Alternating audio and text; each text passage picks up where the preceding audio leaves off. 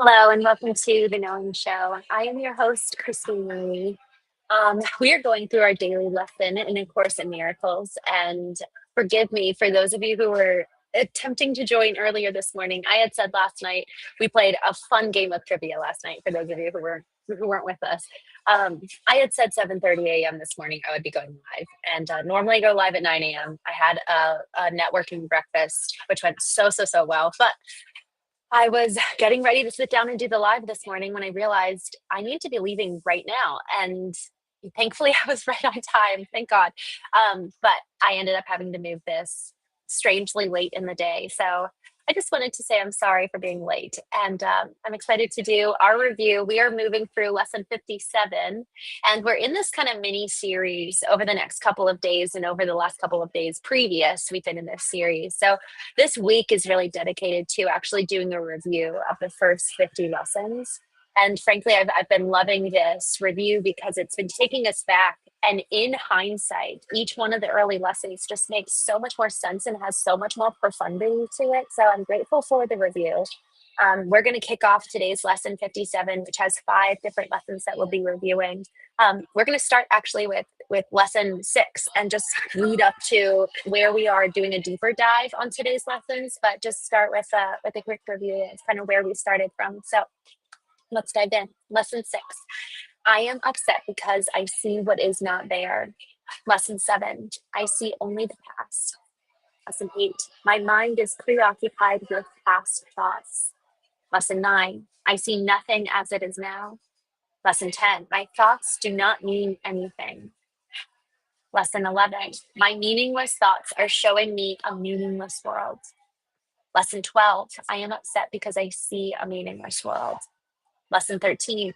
A meaningless world engenders fear. Lesson 14. God did not create a meaningless world. Lesson 15. My thoughts are images that I have made. Lesson 16. I have no neutral thoughts. Lesson 17. I see no neutral things. Lesson 18. I am not alone in experiencing the effects of my seeing. Lesson 19. I am not alone in experiencing the effects of my thoughts. Lesson 20. I am determined to see. Lesson 21. I am determined to see things differently. Lesson 22. What I see is a form of vengeance. Lesson 23. I can escape from this world by giving up attack thoughts. Lesson 24. I do not perceive my own best interests. Lesson 25. I do not know what anything is for. Lesson 26. My attack thoughts are attacking my invulnerability. Lesson 27. Above all else, I want to see. Lesson 28. Above all else, I want to see things differently. Lesson 29. God is in everything I see. Lesson 30. God is in everything I see because God is in my mind. Now, we're getting into today's review, and for each one of the review lessons, it will just be a brief summary. Lesson 31. I am not the victim of the world I see. How can I be the victim of a world that can be completely undone if I so choose? My chains are loosened. I can drop them off merely by desiring to do so. The prison door is open. I can leave simply by walking out. Nothing holds me in this world. Only my wish to stay keeps me a prisoner. I would give up my insane wishes and walk into the sunlight at last. Wow.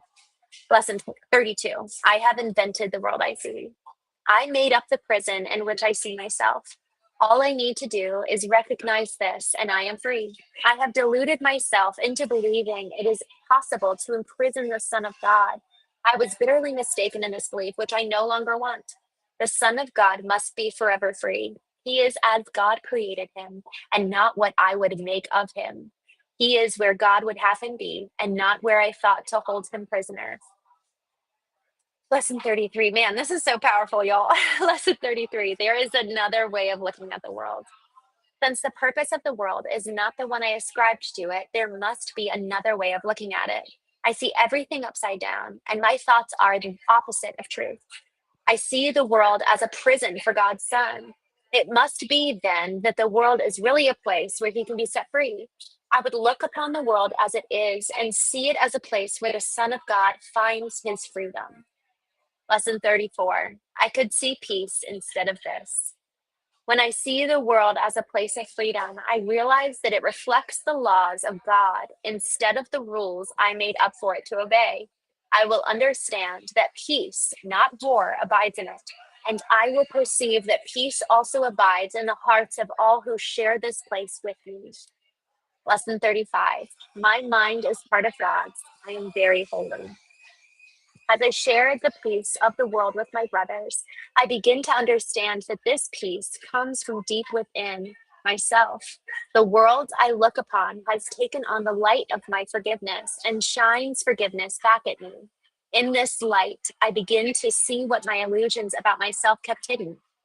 I begin to understand the holiness of all living things, including myself and their oneness with me. Oh, wow. Y'all, this is such a good lesson review. I'm going to drop the link to this for anyone who wants to read it over. I mean, this is just so incredibly powerful.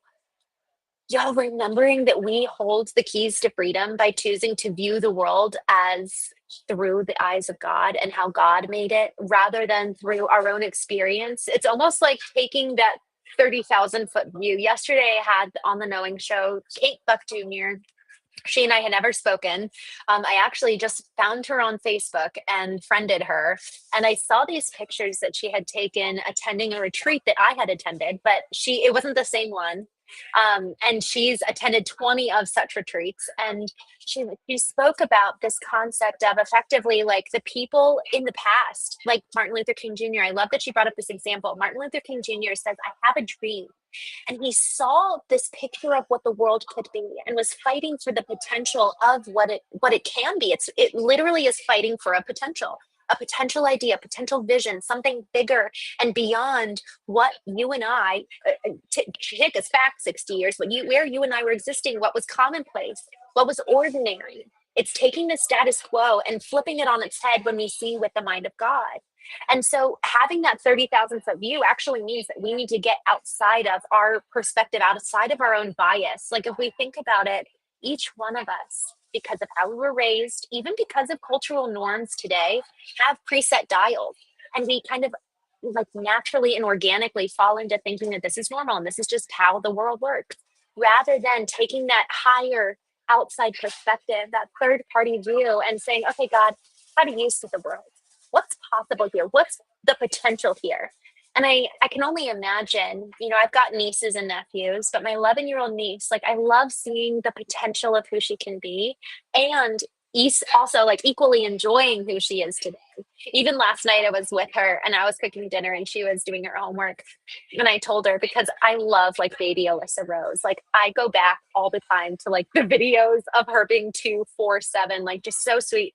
And I know that at some point I'm going to miss her being 11. And so I told her, I was like, Alyssa, I love like all the old videos, but these are the good old days too. Like these moments with you doing homework, being 11 and brilliant and just so smart and so wonderful. I'm going to miss 11-year-old Alyssa. So I want to drink up every moment with you right now and not just miss the past. And so the same goes for constantly looking into the future. So it's this really, really interesting concept of like enjoying the present and seeing where we are now and being fully alive, fully here, experiencing life to the fullest that we can, while also having this ability to vision with God's eyes of what is possible and how that possibility, how that potential can transform what we're experiencing here in this moment. I just want to take a quick moment to say hello to some folks here in the chat. I just saw a comment that made me laugh. Uh, Good morning, man in the hat. Hello, good to see you. Congratulations on winning yesterday. We played trivia last night for those of you who are joining, and we just had so much fun. Um, Emery, L. Rover, good to see you guys. Prime, Rays, um, uh, Survival, good to see you. Um, Man, there's some interesting comments here. Jason Bender, hello. Good morning from California. Thank you.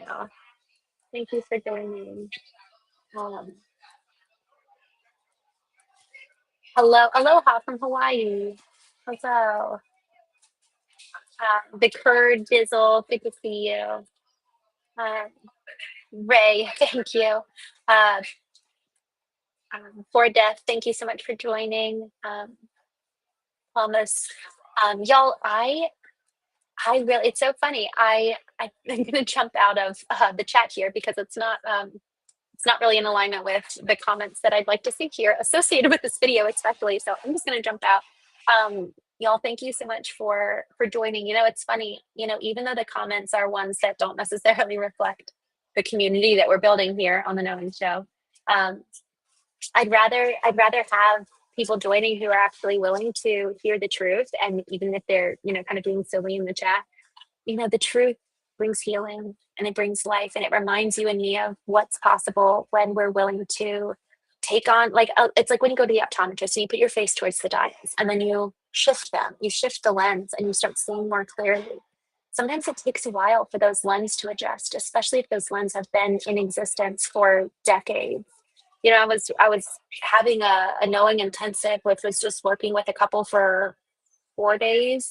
And one of them is 59 and the other, her husband was 65. And they've got cemented lenses in so many ways, but they're both willing to adjust the dials with which they see the world and through which they see the world. And that is like the greatest sign of humility, that at any age we're willing to say, I could be wrong. And not just that I've been wrong, but maybe there's an amplification. Maybe there's optimizing. In business, so much of what we're doing is looking at the data and saying, oh, we can do this better. Or there's new information, new data coming onto the scene, new software updates. And so we kind of think of our minds as something similar, which is it's time to update the old programs. It's time to update the old data with new data. That person from 20 years ago, they've actually changed and they're no longer that person. I'm no longer that person. So that 20-year-old experience that I'm holding on to and either not forgiving, or I'm letting that experience inform the way that I view today, man, that's really going to hold us back. So we need to allow for our old programs that are guiding us to be updated on a regular basis. And that's part of why we do this knowing show in the morning. It's effectively going to the gym and working out our minds and updating our own software and updating our own programs that run us on a subconscious level. So it's actually bringing the subconscious into consciousness and examining it and saying, all right, this thought, this program, this narrative no longer serve me. Maybe they actually really did. Maybe in childhood, for the sake of survival in whatever family structure we were raised in, we needed to operate this way. We're no longer in that family structure. And so I just love today's lesson. You know, this lesson 31, I am not the victim of the world I see. How can I be the victim of a world that can be merely undone if I so choose? My chains are loosened. I can drop them off merely by desiring to do so. The prison door is open. I can leave simply by walking out. Nothing holds me in this world. Only my wish to stay keeps me as a prisoner. I would give up my insane wishes and walk into the sunlight at last. So this is the lesson I'm going to be taking with me. I'm not a victim of the world I see. And guys, neither one of us is.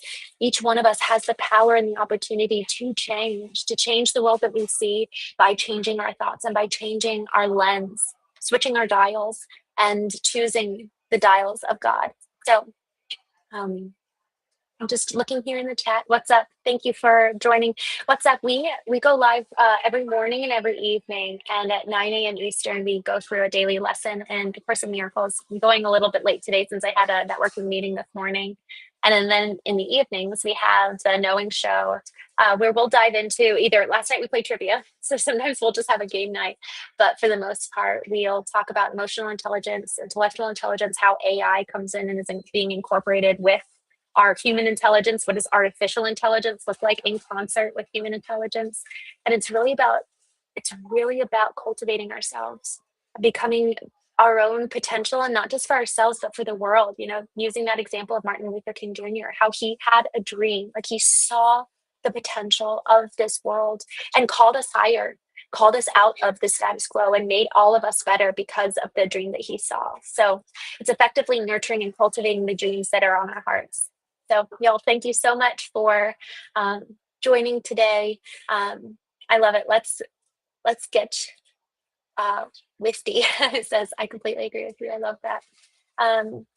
Ovid says, I'm thinking how Americans will use robots. It is so interesting. I was just talking about that this morning during breakfast. We were talking about what automation and robots are going to do. It's crazy. Jake, I appreciate everything you're saying, and I'm also, we just don't talk like that here. So I would love for you to engage in terms of like the topic that we're talking about, but we just don't talk like that here. But I'm glad you're following. I would love for you to stay. Um, mm, It's William Kyle. I just saw your comment.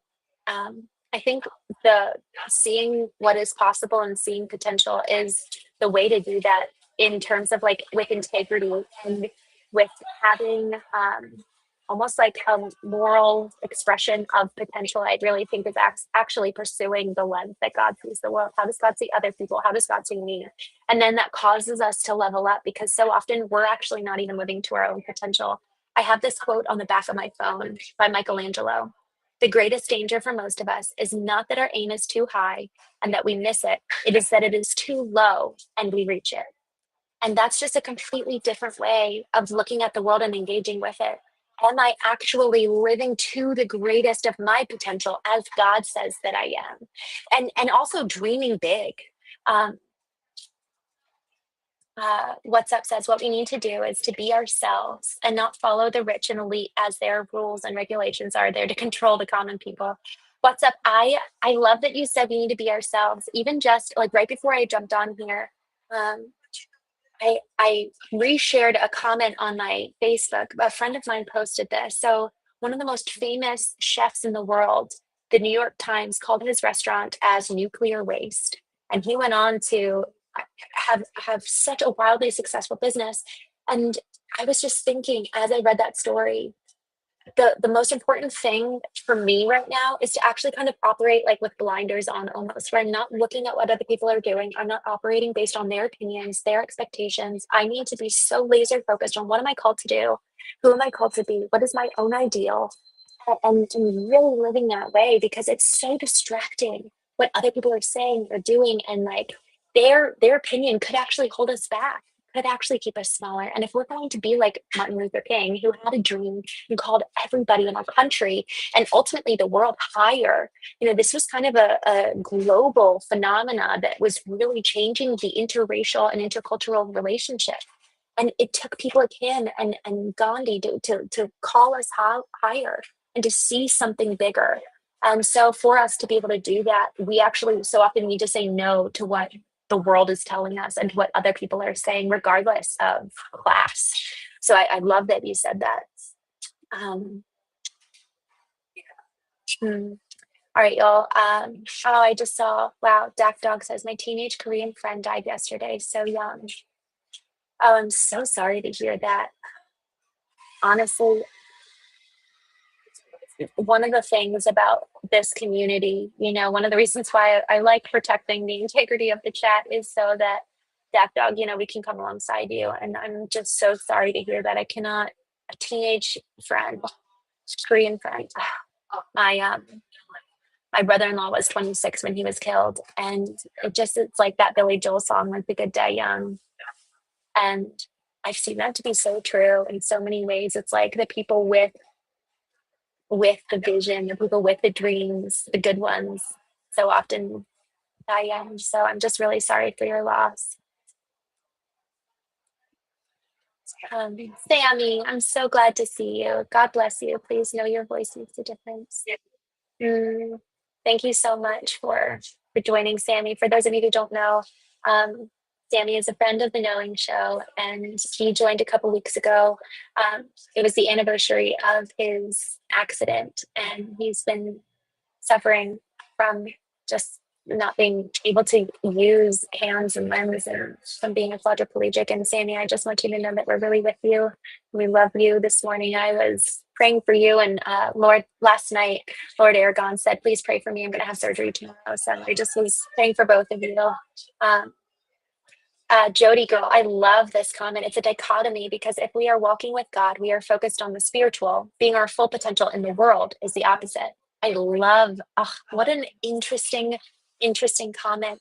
it's so funny because I've witnessed that and I personally experienced it. It's like my dad actually said he made this comment about this woman who was like all about God, and he said she's so heavenly minded, she is of no earthly good, and that's not how we're supposed to live. Where it really is. It's a dichotomy. It's both and. It's holding the juxtaposition of being so focused and so like almost adherent to this is my potential and this is uh, who I can be, and making a difference and impact in the world while also holding tightly to this piece of the present moment, and walking with God, and existing in his presence. And so it is just like this really interesting dichotomy that feel at odds. But when we can grapple both, I think that that's why it's so important to cultivate all of our intelligences: the emotional intelligence, intellectual intelligence, spiritual intelligence, physical intelligence. Because when all are working together, that's really when we become really fully alive, and we get to experience the world in such a more beautiful way too. Jeremy, good to see you. Thanks for joining. um, mm, Scott, I'm not sure what you mean by that, but I'm glad you're here. Robert,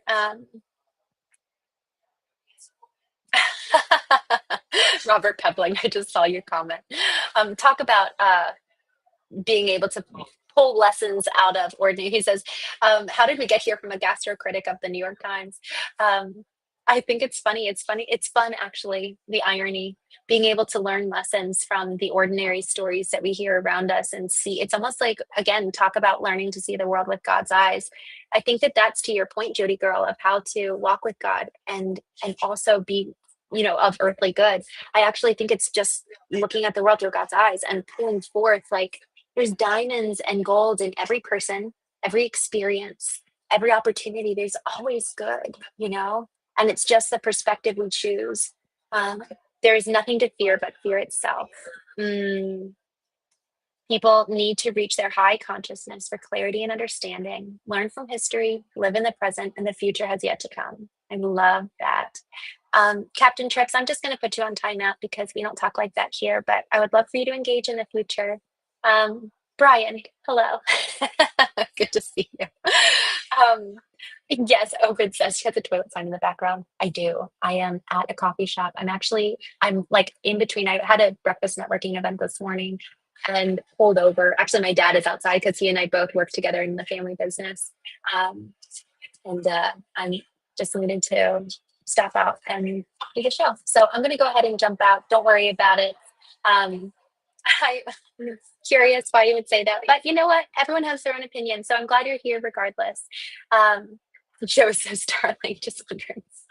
That's so funny, y'all. I am going to jump off. Ray, thank you for joining, and y'all, I want to just thank you guys um, for those of you who come on and are uh, encouraging, and engage in a real, genuine way. Brian, I'm a paramedic and I see death every day. Like those are, thank you. I feel like that's a thank you for your service. My brother in law is considering being a firefighter, and like like the things you see and the things you experience are just so painful, and you've got to like have a strong mind in so many ways. So just thank you, y'all. Thank you so much for joining. I will see you tonight at 8:30 p.m. on the Melanie Show. But in the meantime, have a wonderful day.